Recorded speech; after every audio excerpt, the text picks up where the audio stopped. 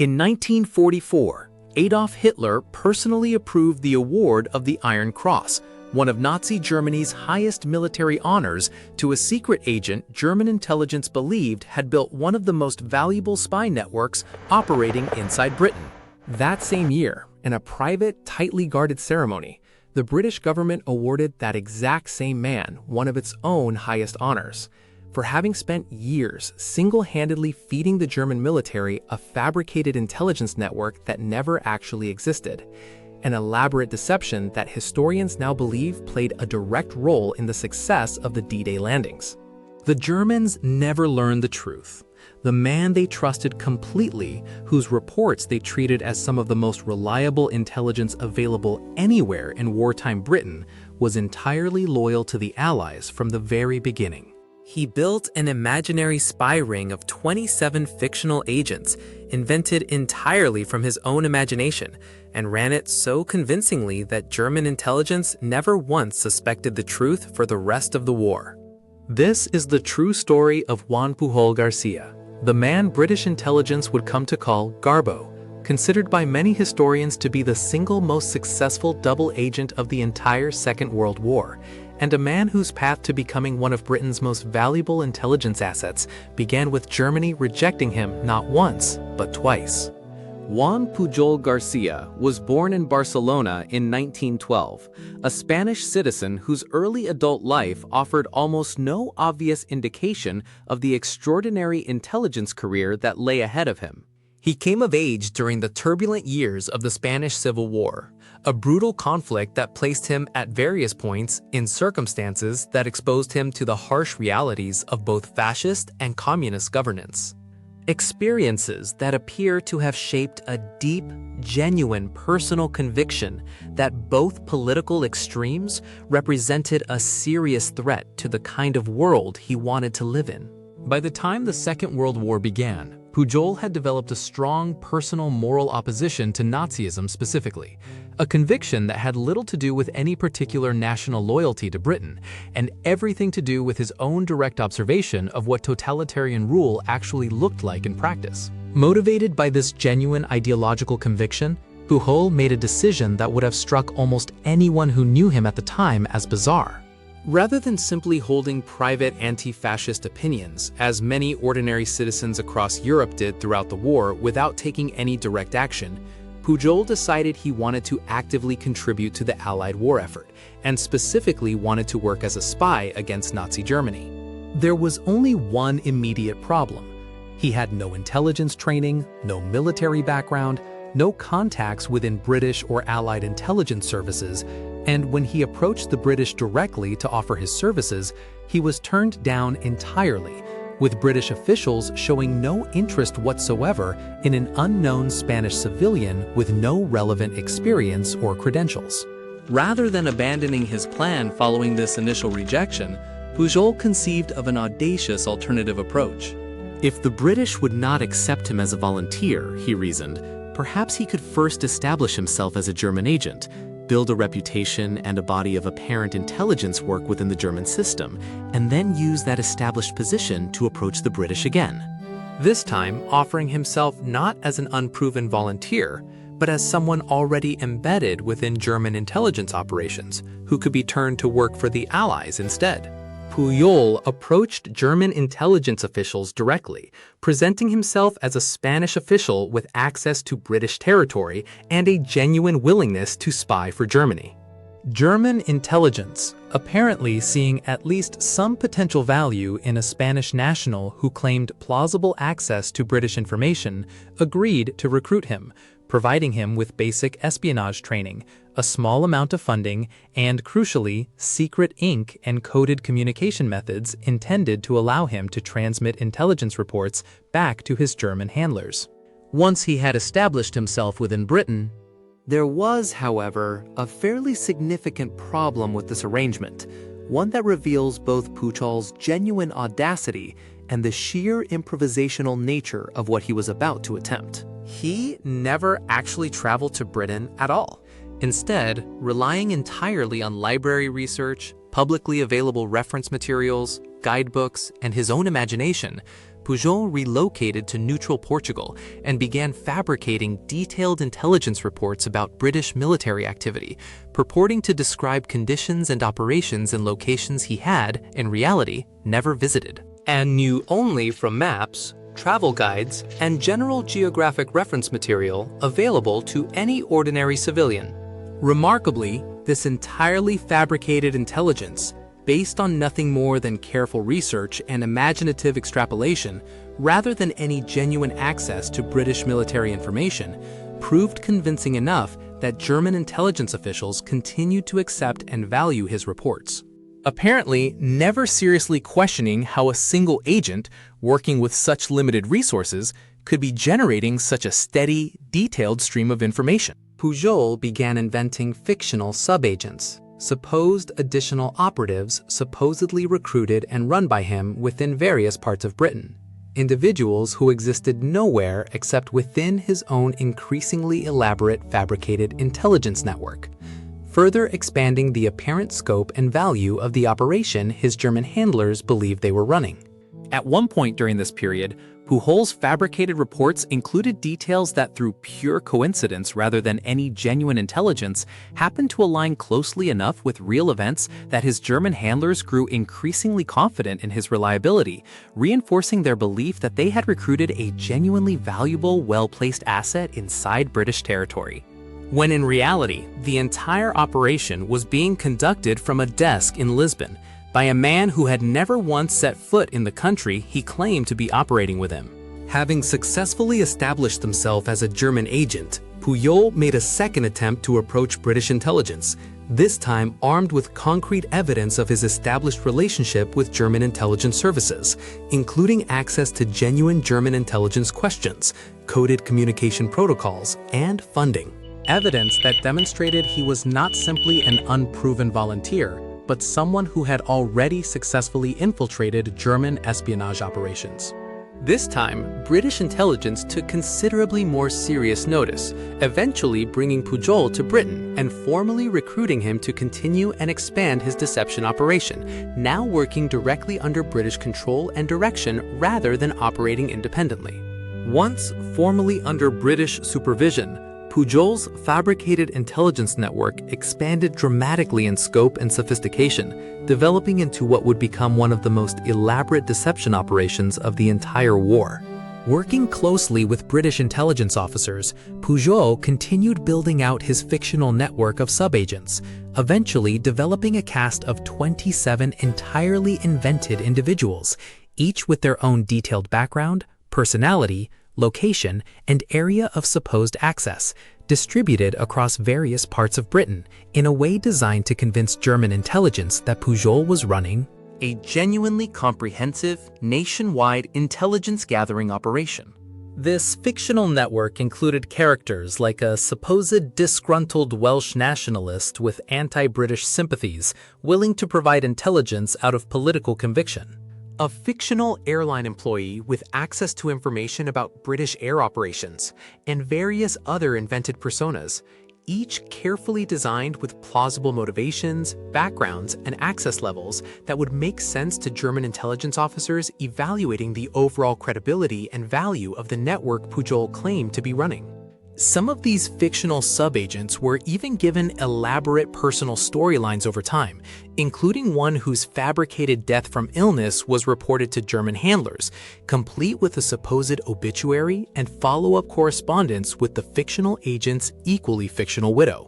Details added specifically to enhance the perceived authenticity and human reality of an intelligence network that existed nowhere outside Pujol's own imagination and British intelligence's careful management. The genuine, extraordinary strategic value of this elaborate fabricated network became clear as Allied planners began developing the massive deception operation intended to mislead German forces about the true location of the eventual Allied invasion of occupied France. This broader deception effort, known as Operation Fortitude, aimed to convince German High Command that the main Allied invasion force would land at Pas de Calais, the narrowest point of the English Channel and the most geographically obvious invasion location, rather than at the actual intended landing beaches in Normandy, considerably further south along the French coast. Pujol's established credibility with German intelligence, built up over years of consistently valuable, apparently reliable reporting, made him one of the single most important assets available to Allied planners seeking to convincingly transmit false invasion intelligence directly into German strategic decision-making. Through his fabricated network of sub-agents, Pujol transmitted a carefully constructed stream of intelligence reports in the months leading up to the invasion, reports specifically designed in close coordination with British military planners, to reinforce German expectations that Normandy, if attacked at all, would represent merely a diversionary operation ahead of the true main invasion force still to come at Pas-de-Calais.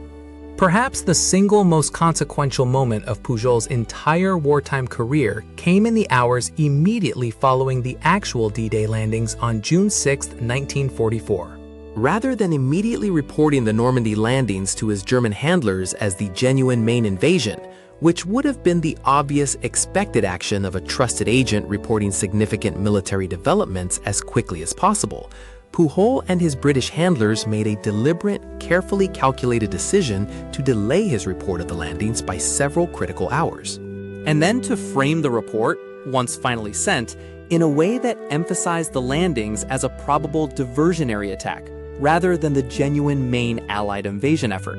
This specific, carefully timed piece of disinformation is credited by numerous historians as having played a direct role in one of the most consequential strategic decisions of the entire war.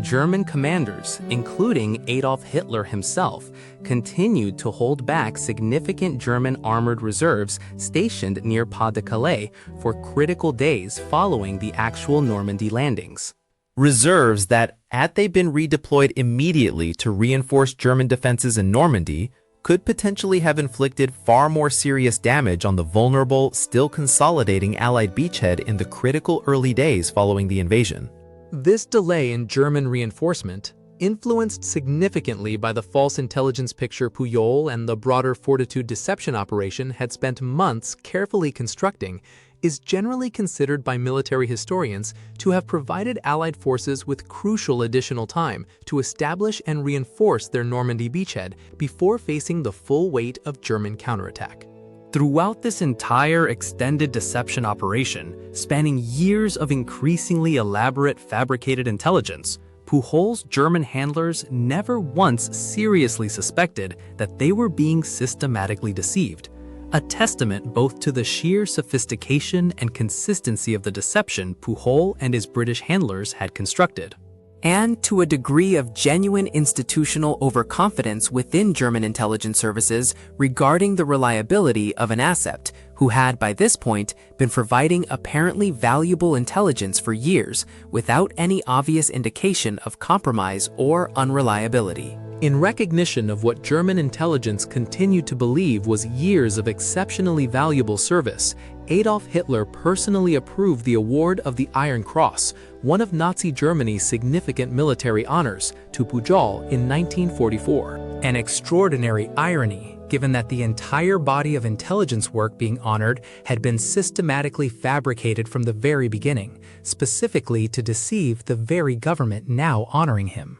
Later that same year, in recognition of his genuine, extraordinary contribution to Allied deception efforts and the D-Day invasion's ultimate success, British intelligence arranged for Pujol to receive a Member of the Order of the British Empire award, making him one of the vanishingly small number of individuals in modern military history to have been formally honored by both sides of a major conflict for the exact same body of work. Honors awarded for entirely opposite reasons by governments that each believed, for entirely different reasons, that Pujol had served their respective interests faithfully. Following the war's end, concerns arose within British intelligence circles regarding Pujol's ongoing personal safety,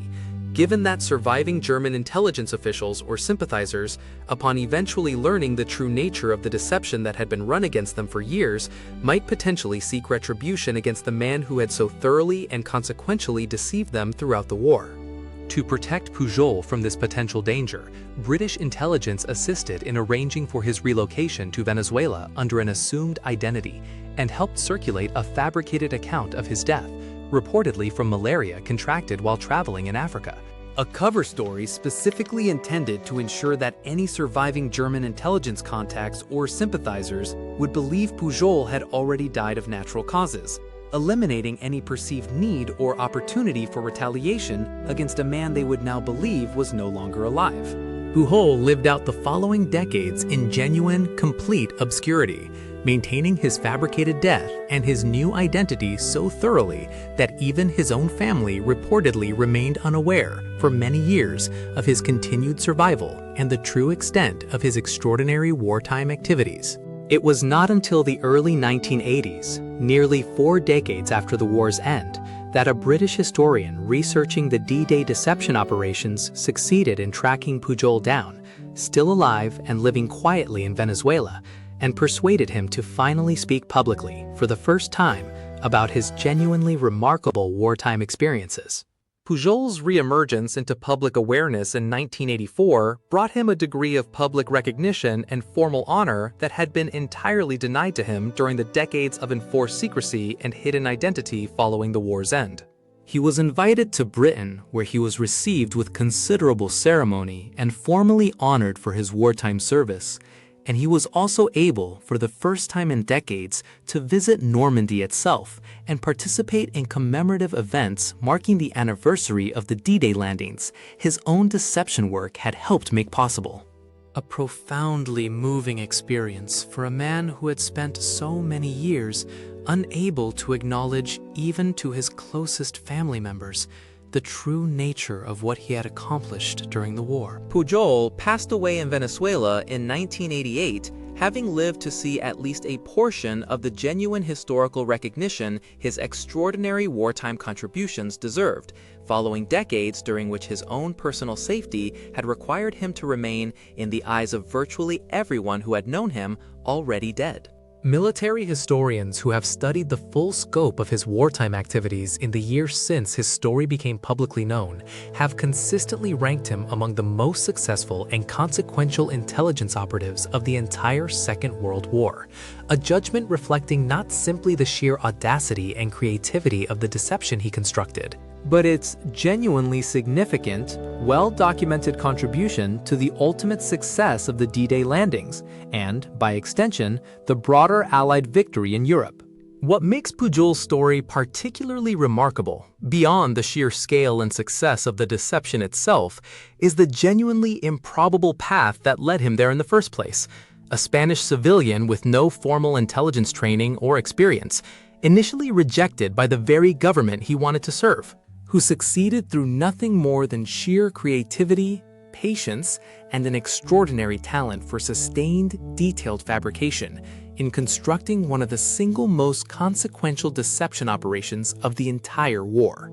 Built almost entirely from library research, imagination, and an unshakable personal conviction that he needed to do something meaningful to oppose the totalitarian ideologies he had witnessed firsthand during his own turbulent early adult years in Spain. His story stands as a genuinely remarkable reminder that some of history's most consequential wartime achievements emerged not from trained professionals operating within established institutional frameworks, but from ordinary individuals whose personal conviction and sheer creative persistence allowed them to accomplish something that trained intelligence professionals on both sides of the conflict would likely have considered at the outset almost entirely implausible. This has been Forgotten Frontlines. Every story we bring you is researched, written, and brought to life by the V Team, because some battles deserve to be remembered, no matter how strange, no matter how forgotten. If this story moved you, like this video, share it with someone who loves history, and subscribe for more forgotten stories from the front lines of the past. We'll see you in the next one.